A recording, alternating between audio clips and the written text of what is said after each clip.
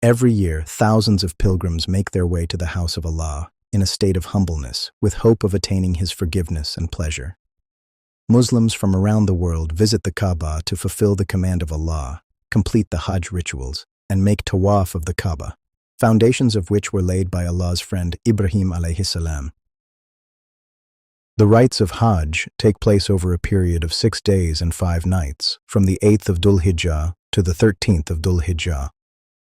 Pilgrims have the option of leaving the grounds of Mina on the 12th. Some pilgrims choose to remain in Mina up to the 13th to complete the practice of Prophet Muhammad, peace be upon him. The rites performed during Hajj are the same as those performed by the Prophet, peace be upon him, during his final Hajj in the 10th Hijrah. The Hajj begins on the 8th of Dhul-Hijjah, known as Yawm at-Tarwiyah, the day of drinking, specific to Zamzam, during which pilgrims wear Ihram clothes and make their intention for Hajj. They make their way to Mina, about 5 miles away from Makkah, where they perform their daily prayers and stay overnight in tents. The next day, on the 9th of Dhul-Hijjah, known as Yawm Arafah, the day of Arafah, the pilgrims travel to the plains of Arafah. After Fajr prayer, they continue to stay there between Dhuhr and Asr and spend time supplicating.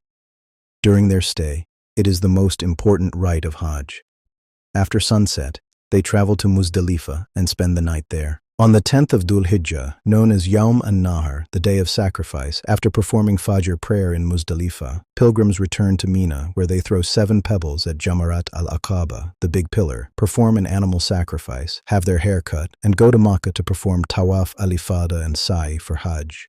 After this, they are released from the state of Ihram and return to Mina. From the 11th to the 13th of Dhul-Hijjah, known as Ayyam at-Tashriq, the days of drying meat, pilgrims spend time in Mina, where they throw 7 pebbles at all 3 Jamarat on each day. If Tawaf al-Ifada, the animal sacrifice, or the haircut was not performed on the 10th of Dhul-Hijjah, these may be carried out during these days. Hajj types.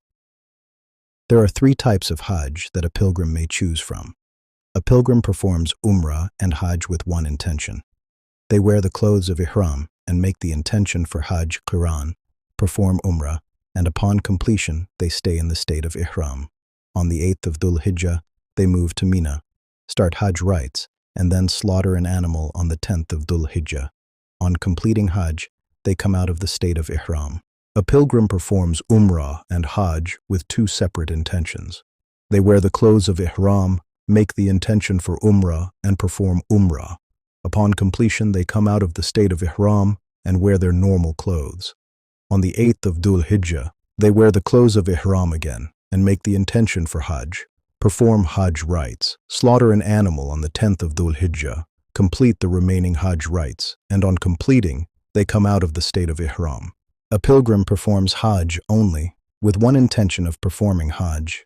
The intention for Hajj Ifrad is made on the 8th of Dhul-Hijjah. They enter into the state of Ihram and perform Hajj rites. On completing the Hajj rites, they come out of the state of Ihram.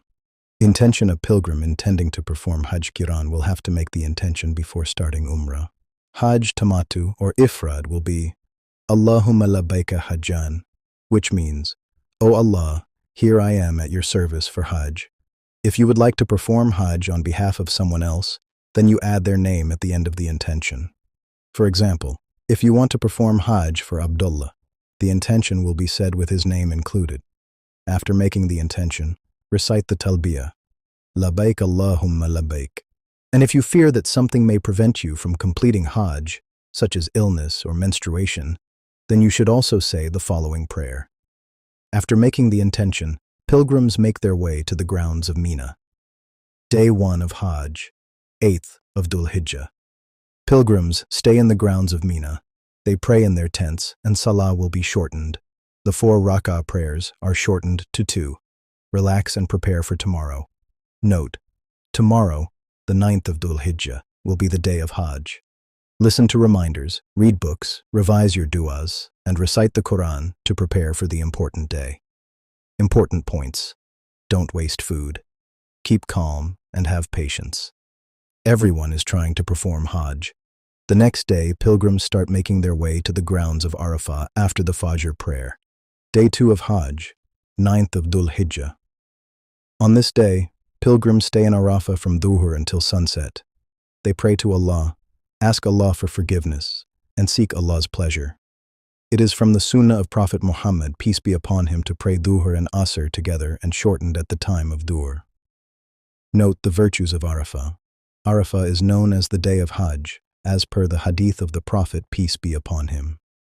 And mention when your Lord took from the children of Adam, from their loins, their descendants, and made them testify concerning themselves, saying, Am I not your Lord? They said, Yes, we testify. The Prophet, peace be upon him, said, There is no day on which Allah frees more people from the fire than the day of Arafah. Allah expresses His pride to the angels regarding the people of Arafah. It is the day on which the religion was perfected and Allah's favor was completed. Among the virtues of the day of Arafah is constantly proclaiming the declaration of Allah's oneness with sincerity and honesty. It is reported that the Prophet, peace be upon him, would repeat this supplication on the day of Arafah. La ilaha illallah.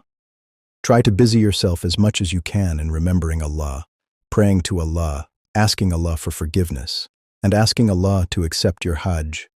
After sunset, pilgrims make their way to Muzdalifah. Upon reaching, they pray Maghrib and Isha together.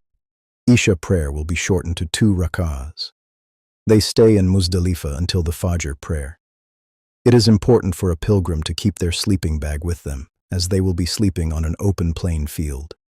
It is part of Hajj, and it was done by the Prophet, peace be upon him. While at Muzdalifah, pilgrims can collect 7 pebbles that will be thrown at Jamarat al-Aqaba on the 10th of Dhul-Hijjah, day 3 of Hajj, 10th of Dhul-Hijjah.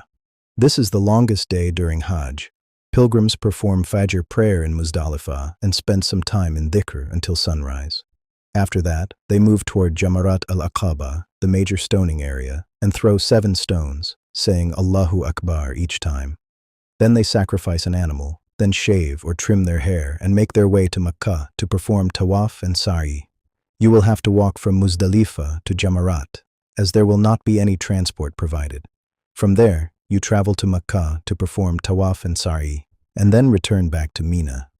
You could return to Mina after throwing the stones at Jamarat al-Aqaba and perform the Tawaf on the following day after returning to Makkah. Few important points to keep in mind. When a pilgrim makes their way from Muzdalifah to the stoning area, they will find 3 pillars: Jamarat as-Sugra, the small pillar Jamarat al-Wusta, the medium pillar Jamarat al-Kubra, al-Aqaba, the major pillar. On the 10th of Dhul-Hijjah, pilgrims throw 7 pebbles only at Jamarat al-Aqaba, saying Allahu Akbar each time. After throwing the stones, the pilgrim sacrifices an animal either personally or through the tour operator. After this, they shave or trim their hair and make their way to perform Tawaf. After completing Tawaf and Sa'i, they return back to Mina. After sacrificing an animal and shaving or trimming your hair, you have 2 options. Option 1, perform Tawaf and Sa'i on the same day, the 10th of Dhul-Hijjah. This was the practice of the Prophet, peace be upon him. Option 2, return back to Mina and perform Tawaf and Sa'i during the remaining days. Some scholars say it should be performed between the 11th and 13th of Dhul-Hijjah, while others say it may be performed later within the month. Important reminders.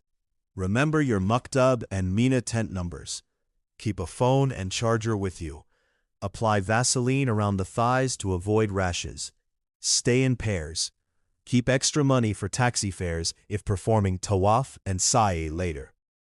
Day 4 of Hajj, 11th of Dhul-Hijjah. Pilgrims move from Mina to the stoning area. They throw 21 stones at all 3 Jamarat, 7 at each one, then return back to Mina. The stoning time is between Dhuhr and Maghrib. At Jamarat as-Sugra, pilgrims throw 7 stones saying Allahu Akbar each time, then move aside and supplicate to Allah. At Jamarat al-Wusta, they do the same. At Jamarat al-Kubra, they throw 7 stones saying Allahu Akbar each time. There is no dua after throwing stones at the major Jamarat. Pilgrims then return to Mina. Rest, supplicate to Allah, forgive others, and ask Allah for good character and Jannatul Firdaus. Day 5 of Hajj, 12th of Dhul-Hijjah. Pilgrims repeat the same activities as day 4. They throw 7 stones at Jamarat as Sugra, 7 stones at Jamarat al-Wasta, 7 stones at Jamarat al-Kubra. After the stoning on the 12th of Dhul-Hijjah, pilgrims may complete their Hajj by leaving Mina before Maghrib. Once they reach Makkah, they may perform Tawaf al-Wada, farewell Tawaf, completing their Hajj. If they remain in Mina after Maghrib, they will need to stay for the last day of stoning. It was the Sunnah of Prophet Muhammad to stay until the 13th, day 6 of Hajj, 13th of Dhul-Hijjah. Pilgrims once again travel from Mina to Jamarat, repeat the same stoning rituals as day 4 and 5, and then leave Mina. The Hajj is now complete. Before leaving Makkah, pilgrims perform Tawaf al-Wada, the farewell Tawaf, checklist before Hajj. Ensure your passport is valid for at least 6 months. Take the required vaccinations. Read literature on Hajj and Yawm. Pay all debts. Prepare adequate funds. Write your will. Leave enough money for your family. Buy Ihram clothes, including a spare set. Bring a money belt. Buy an umbrella for the heat. Bring comfortable sandals. Carry a sleeping bag. Do not cover your head while in Ihram. Bring medicines and blister plasters. Carry toiletries such as unscented soap and Vaseline. Keep a pen and small notebook. Carry a small Qiran and translation. Bring nail clippers, shaving tools, scissors, disinfectant, and carry warm clothing for cold mornings in Medina. Keep an unlocked phone. Please note, performing Umrah or Hajj is not a holiday. Come with a sincere intention and a clear mind. Travel time, queues, and living conditions may be difficult, so avoid criticizing and practice patience. The conditions in Mina tents can be challenging, but if you go with the objective of togetherness, loving Muslims for the sake of Allah, and forgiving shortcomings, then inshallah you will find Umrah and Hajj to be the journey of your lifetime.